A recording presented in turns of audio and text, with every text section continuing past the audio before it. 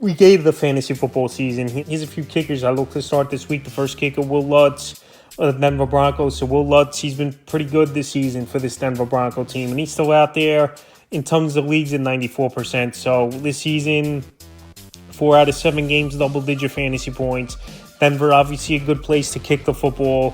And this week, a great matchup versus the Carolina Panthers. They give up the 3rd most fantasy points to kickers on the season. So we know this Denver Bronco offense, they can't move the football into the end zone very often, even though last week they had a big ball game winning 33-10, where Will Lutz went out there and he had 18 fantasy points in that game. So Will Lutz, he's got a good boot.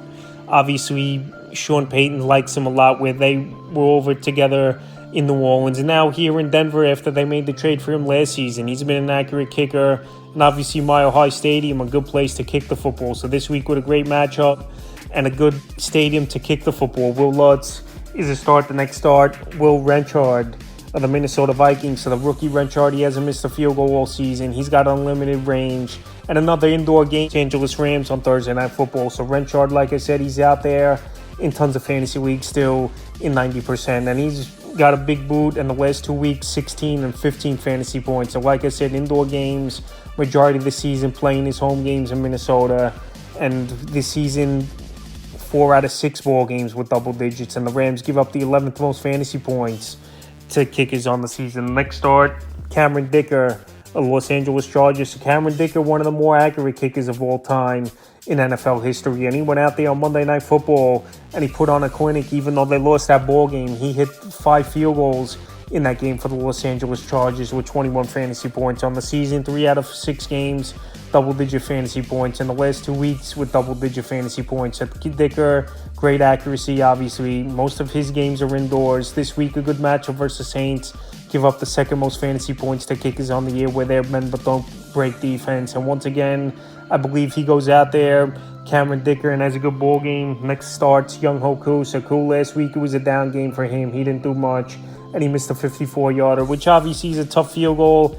And this week, it could be a potential shootout at the Tampa Bay Buccaneers, where they give up tons of points. Teams have been in the red zone early and often versus them, and going back to week 5, he had 17 points, including a game-tying field goal to send it to overtime was Younghoe Koo versus Tampa Bay Buc team. So this season, it's been a great year for Younghoe Koo. Last week was just a hiccup, missing that 50-plus yarder and only hitting 2 extra points. But the Bucs give up the 8th most fantasy points to kickers on the season.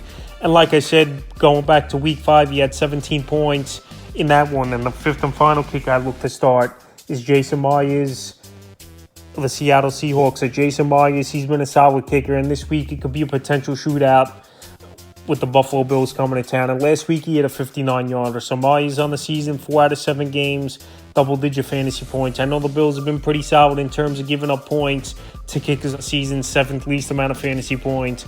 But they might have to trot him out there for a couple 50-plus yarders, where you want to put points on the board and keep up on the scoreboard with this Buffalo Bill team. So Jason Myers in a high-powered offense, even though DK Metcalf, it's not looking good. He's going to play in this game where the diagnosis is week to week with an MCL sprain.